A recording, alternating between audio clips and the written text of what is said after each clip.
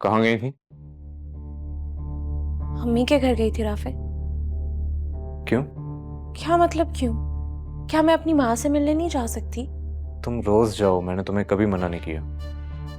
बस आज की रिक्वेस्ट की थी, मामा की तबीयत ठीक नहीं है। राफे मैं पूरा दिन बीजान के पास ही बैठी हुई थी।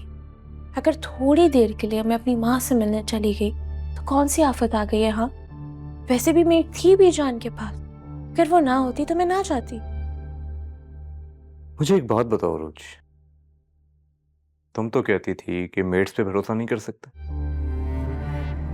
तो तुम आज कैसे मामा को मेड के हवाले करके चली गई? अगर मेरी माँ की जगह तुम्हारी माँ होती तो क्या तुम तब भी मेड के हवाले करके चली जाती?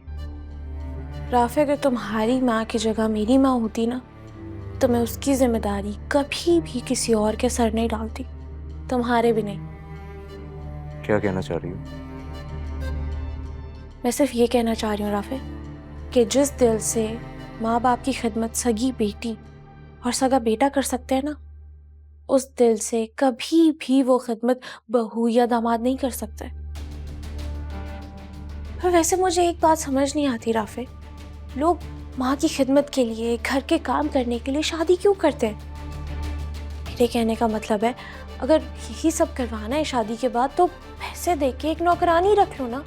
वो दिल से खिदमत करेगी क्योंकि उसे इस काम के पैसे भी मिल रहे होंगे और डर भी रहेगा मालिकों का।